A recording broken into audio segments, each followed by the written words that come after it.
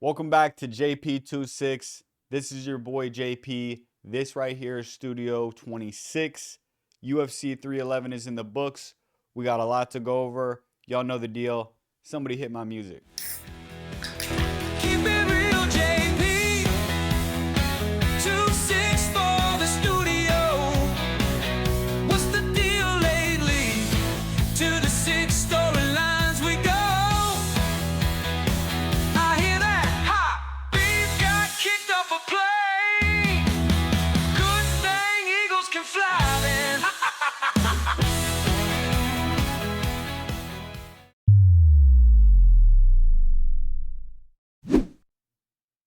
Off to the number 6 storyline. It is Bogdan Guskov taking out Billy Elakana for your mama. Shut the up about, hey, don't talk about my mom for one. Don't you ever talk about my mom. Don't you ever talk about my mom. Bogdan is a guy who I've been paying attention to for a number of fights now because, first of all, I really like the style that he uses, and I really like his attitude toward fighting. I like his mentality towards growing as a fighter. I like his versatility. There's a lot of things to be liked about that are to be liked about Guskov. What do you mean? You know, like nunchuck skills, bow hunting skills, computer hacking skills. The reason why he makes my number 6 storyline ahead of some of the other contenders that could have made it into these top 6 is that I really, really think that this guy has a chance to enter into the top 5 of the light heavyweight division. Wow,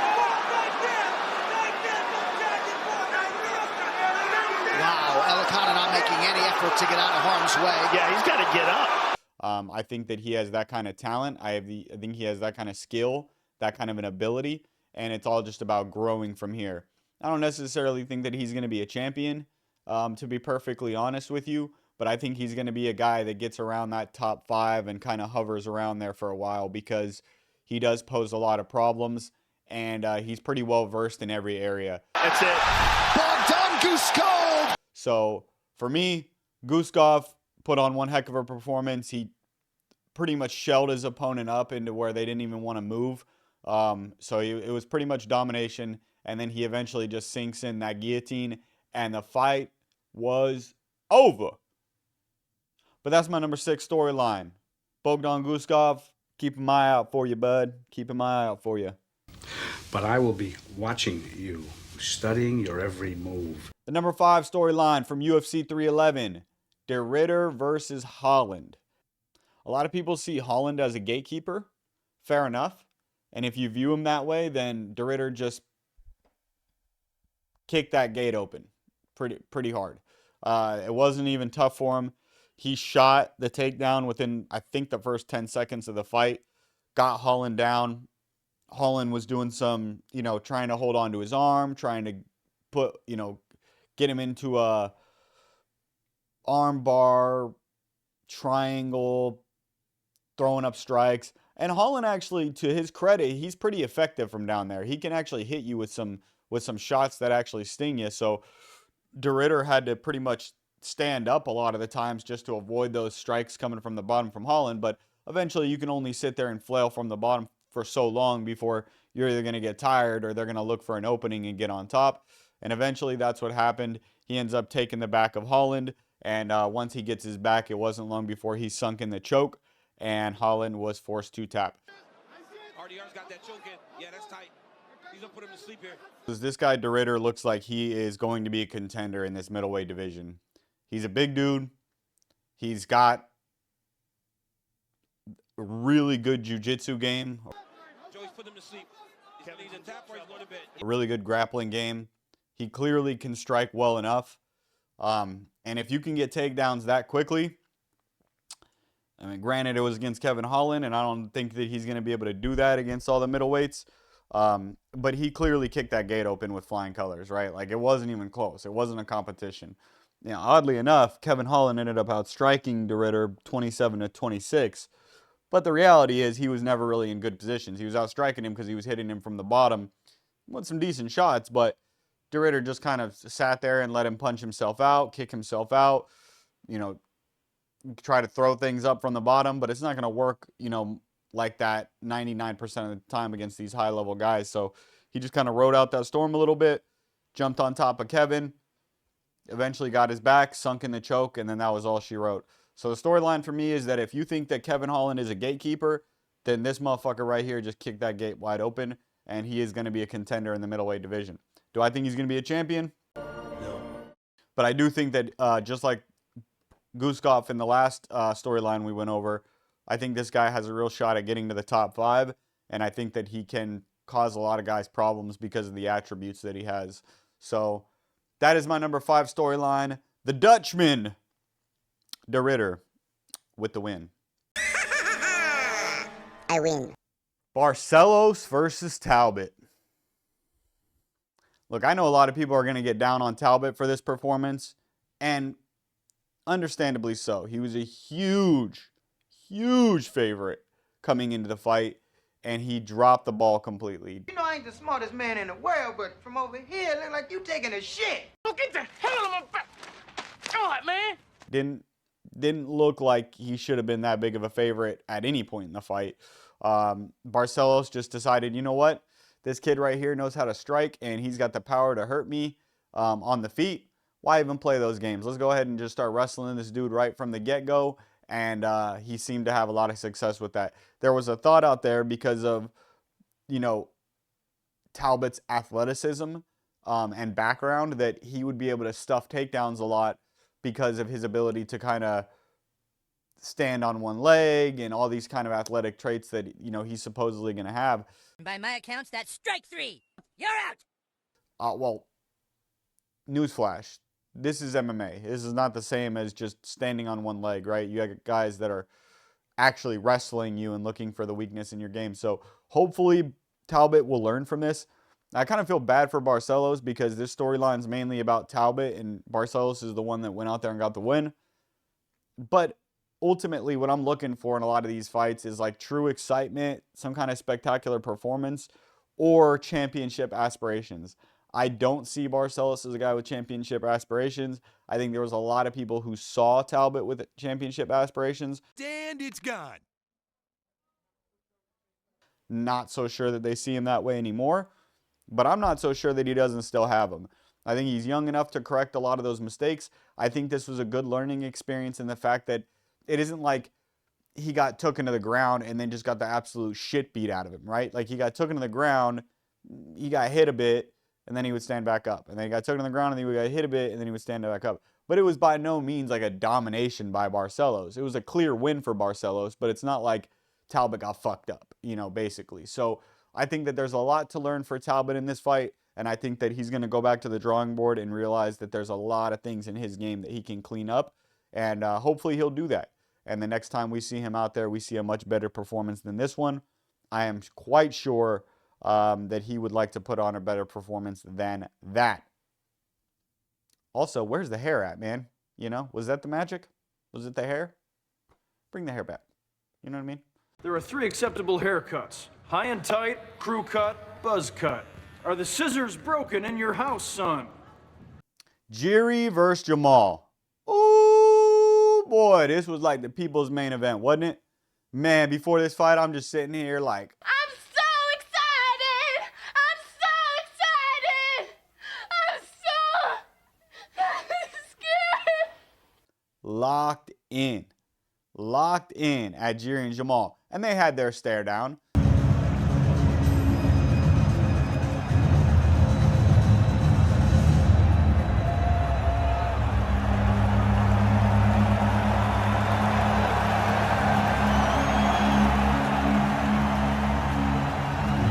It wasn't as intense as the Alex and Jiri fight.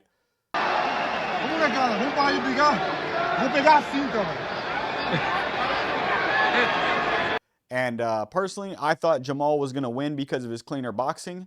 I know Gator thought that Jiri was going to win because he just thought he was going to be able to implement a lot of those crazy strikes. And it turns out he was right.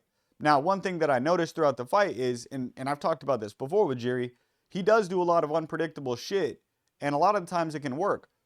But also a lot of the times when he just uses fundamental sound techniques, that works for him a lot. You know, now it might be because he's doing so much other crazy shit that you don't see the technical shit happening when it's right in front of you.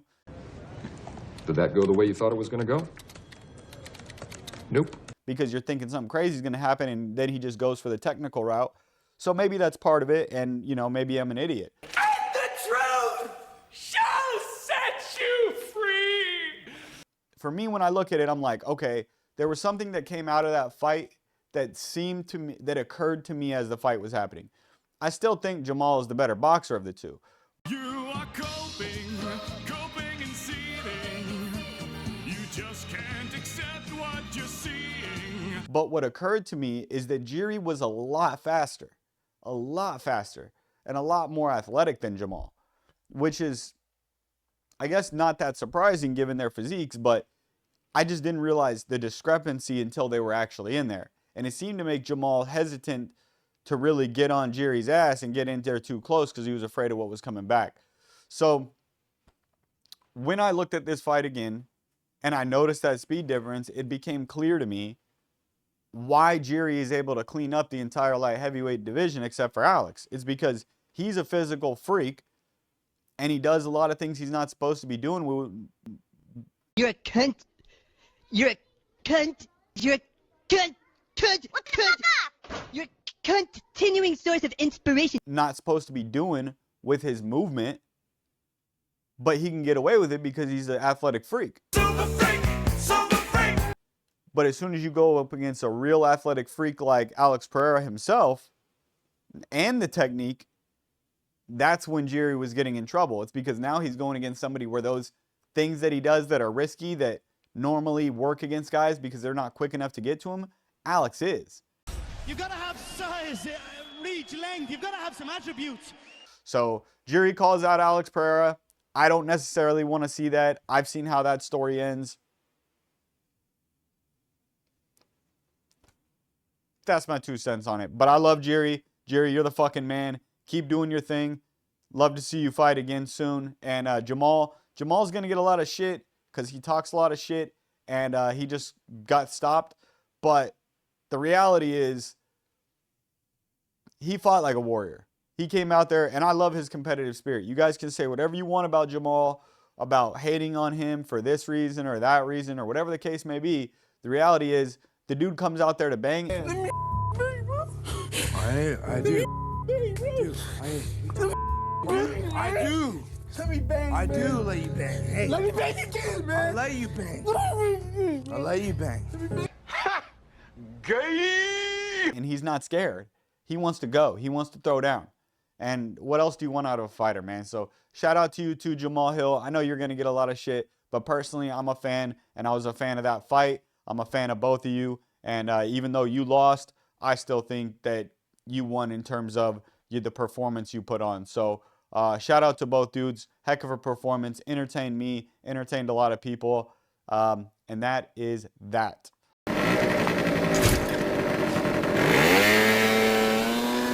Makhachev versus Moicano. Islam Makhachev. This guy... He's good. This guy is unbelievable. He is so good in every single aspect of the game. I had gotten a lot of shit on Twitter for saying that I thought Moicano's best chance to win was to pressure Islam early, get into grappling exchanges, and tire him out.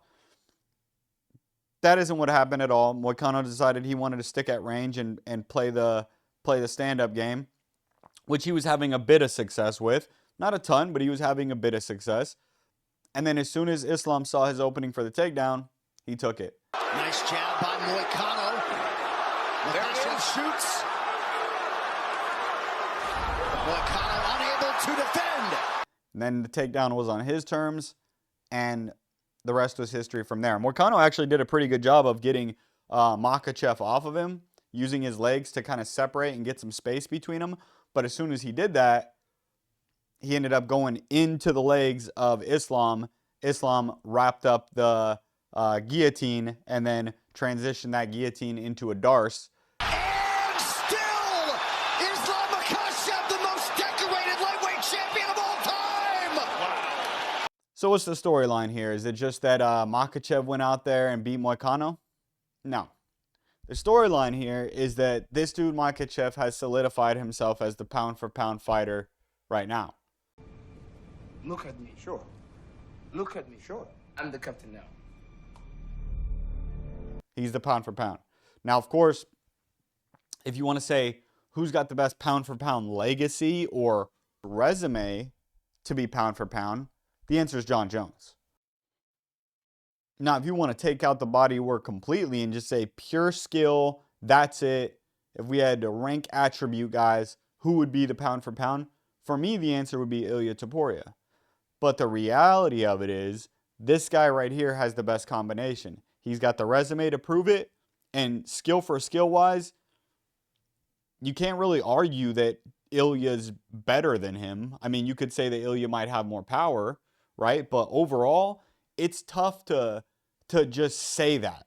You know, they could fight and we could find that out, that Topuria is just the better fighter. That's for sure could be the case. When you talk about, and by the way, that is what I actually think, but that's irrelevant. The point is that his resume speaks for itself, combined with the fact that he's in his fighting prime at this moment.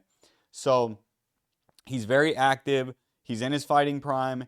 He's making quick work of his opponents. When he doesn't make quick work of them, he still finds a way to finish them for the most part. So I don't know what else you say about Islam. The guy is unreal. I think at this point he's gone above Khabib in terms of his lightweight greatness status. I think he is the best lightweight of all time. And that's the bottom line, because Stone Cold said so. It's just really hard to make an argument against this guy being the pound for pound. If we're talking about who deserves it, the answer is Islam. Islam is your pound for pound right now, and that's all there is to it, man. You know, he deserves it. It's true.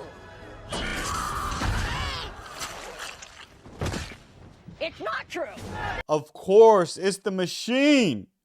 Merab versus Umar, and everybody and their mama thought that Umar was going to go in there and beat Merab. If you saw those betting lines, ooh-wee. Ooh-wee.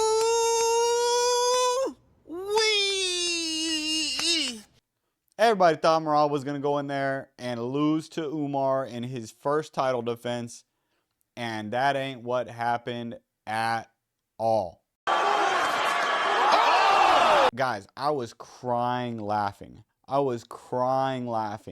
This dude right here with his antics and the showboating that he does, and I don't know if he's trying to be funny, but he is hilarious. And it's also kind of savage to sit there in wrestling exchanges and you're so not worried about being taken down that you're talking to the crowd as you have Umar on your waist. Dude had a Nurmagomedov wrestling him and he's talking to the fans. I mean, the guy is unreal. Just give the man his respect. He's the fucking man. You can't say anything about it. And sure, you can sit there and make fun of Merab because he's jumped into a frozen lake, which is fair.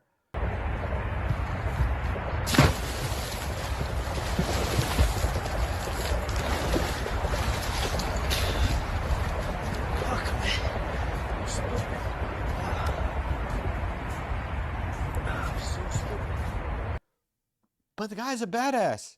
And you could just tell by the way it works. Guys, after that fight, 5-round fight of the type of pace that they put on, he didn't even look tired. Nasty right for Dwalis Willie late. Playing to the crowd. This guy is a machine. It's crazy.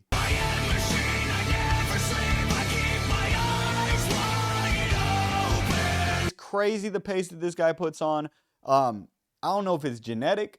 I don't know if it's just an extreme amount of hard work. I don't know exactly what it is, but he has so much energy, it just goes and goes and goes. And it wasn't as if he was dominating the fight. He won the fight, and I thought he won a majority of the fight, but it was really just because he weaponizes his cardio. He shoots on you. Oh no, it's a fake, and he's hitting you. Oh no, now he's going to hit you. No, he's shooting. Now he's going to shoot. No, he's going to hit you. No, he's actually shooting. I mean, that's Merab all the way. He's just constantly level changing, constantly faking like he's coming down, throwing the right overhand, faking like he's coming down, throwing the right overhand, faking like he's coming down, throwing the right overhand. And then all of a sudden he actually goes down and gets you. So he's keeping this type of energy where you have to pick one thing that you want to defend. And that's why Umar was getting cracked, because he doesn't want to be taken down by Merab. Obviously, you don't want to be on your back. But to do that, you need to sprawl a bit. And every time he would kind of lean his face forward to get ready to sprawl, and Merab would pull back and throw that right hand, he checked him a couple times. He caught him a couple times in that fight and hurt him. So the boogeyman of the division, Umar, everybody thought Umar was going to run through him. Everybody thought Umar was going to be the champion for a long time, and that was going to be the end of it. Okay. I'm not quite... So I could not be more impressed with you, Merab. You're the fucking man. Let's go. The machine. Merab Dvalishvili. One other quick shout out, man. Shout out to Aljamain Sterling for being so happy for his boy winning that belt and keeping it. Obviously, Aljamain had his turn and Merab was nothing but supportive to him. And now it's Aljamain's time to return the favor. And he's done that because he's a great teammate. So I just love their relationship. I think that's really cool how they're so supportive of each other. Shout out to you boys. But those are my 6 storylines from UFC 311. Did we just become best friends? Yep! So I'm not really sure who a lot of these guys fight. So if you guys have any ideas, let me know in the comments. I want to hear your ideas of who you think these guys should fight next. Main guys that I want you guys to give me are Islam, Moicano, Merab, Umar, Jiri, and Jamal. Who are they going to fight next? Leave that in the comments below. But again, this has been JP26, the UFC 311 recap. Appreciate you guys joining me today, and we will see you next time. Keep it real, JP. 26 for the studio. What's the deal lately? To the 6 storylines we go. I hear that. Ha! Beef got kicked off a plane. Good thing eagles can fly then. Damn, man. Kevin Holland got tapped, bucko. When you think of the Dutch, what do you think of?